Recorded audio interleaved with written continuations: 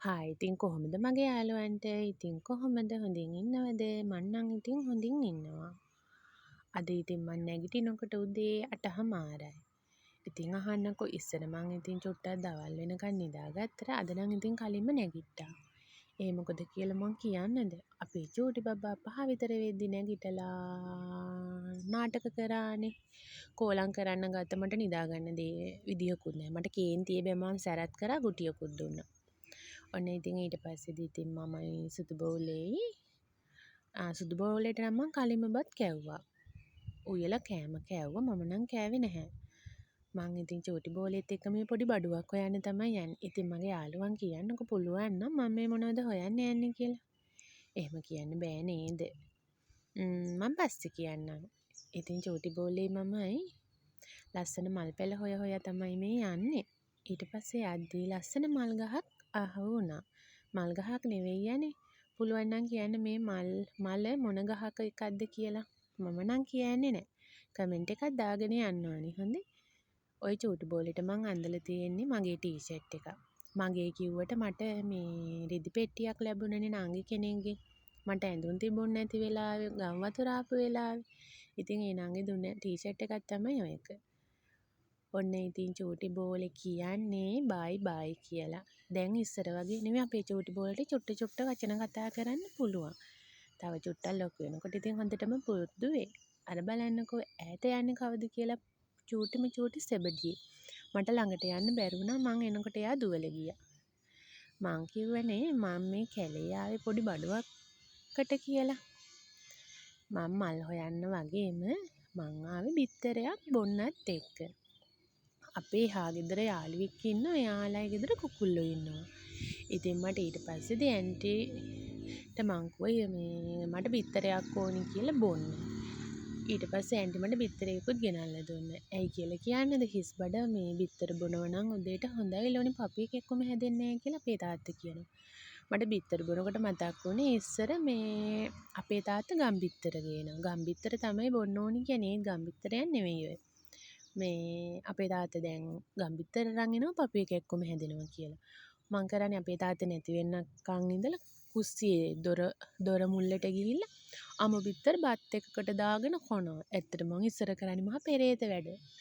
පෙරේත වැඩ කියන්නේ ඉතින් ඉස්සර චූටි තේරෙන්නේ නැහැනේ. ඊට පස්සේ ඉතින් බිත්තර අඩු වෙනකොට තාත්තගෙන් බැනුවා.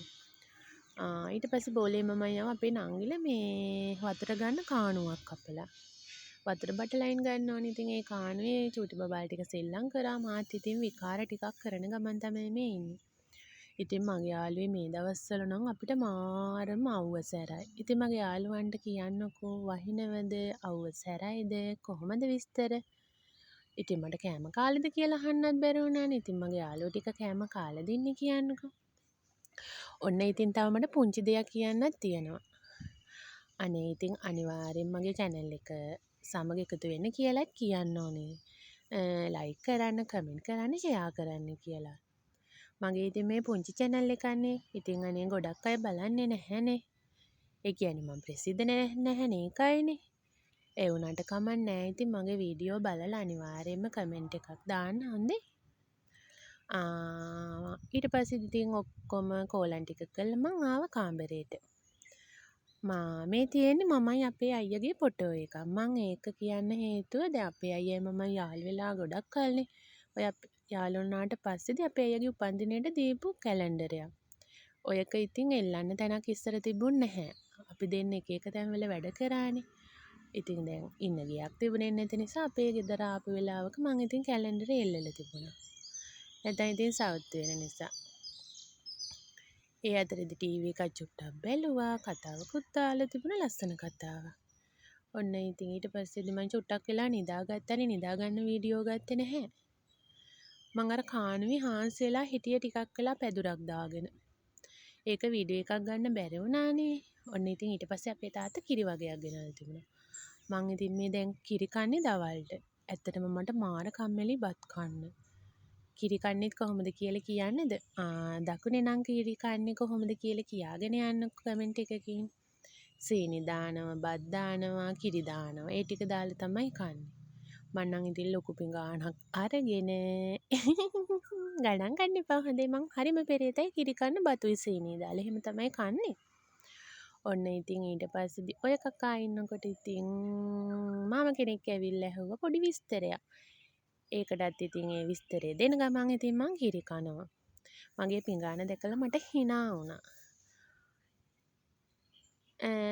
අහන්නකෝ මම මේ කිරි විතරක් නම් කන්න ආස නැහැ.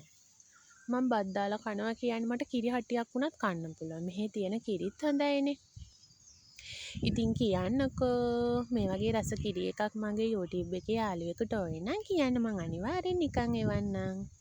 මොකද ඉතින් මේ පැත්තේ තියනවනේ මෙහි අඩුයිනේ අනේ. කොළඹ නම් අර මං ඉස්සෙල්ලා බෝඩි මේ හිටපු ඉන්න කාලේ මේ රුපියල් 500ක් වෙනවලු කිරි හටියක්. දන්නේ නැහැ ඉතින් ඇත්තටම කීයද කියලා.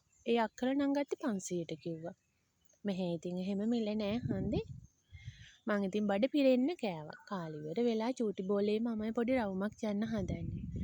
යනකොට මේ රවුමක් කිව්වට කඩේට. යනකොට මේ මෙන්න මේ අර මල් ගහක් තිබුණා. මං දන්නේ නෑනේ මොනවද කියලා. ඔන්න ඔය මල් ගස් ටික තමයි තිබුණේ. ගියේ රොටි ගේන්නනේ. කන ඉවරයක් නෑ කියලා බනින්න එපා හොඳේ පෙරේත කමට නෙවෙයි යන්නේ කන්නේ. ගෙනල්ලා රොටි නෙමෙයි පාන් පිටි ගෙනල්ලා රොටි පුච්චලා අපේ නංගි හදලා තිබුණා ඇඹරැල්ලයි පොලොසුයි කටසම්බෝලයයි. ඒකත් එක්ක රොටි කනවා. තේ එකකුත් බොනවා. ඔය ඉතින් මගේ තේ එක බොන්න තමයි මේ දෙන්න වලි. මං ඒ දෙන්නට තේ හැදුවේ නැහැ ඉතින් බබාලා දෙන්නට. ඒත් ඉතින් මගේ තේ එකෙන් මං චුට්ටි දුන්නා. රොටිත් කන ගමන් ඉතින් තේත් බොන්න තමයි මේ ඉතින් අපි ඔක්කොම හදන්නේ. එහෙනම් ඉතින් මං නිදහසේ කනවා. අයිත් දවසක ලස්සන වීඩියෝ එකක් අරන් එන්නම්. මගේ රත්තරන් යාළුවන්ට බුදු සරණයි. ආදරෙයි. උම්මා.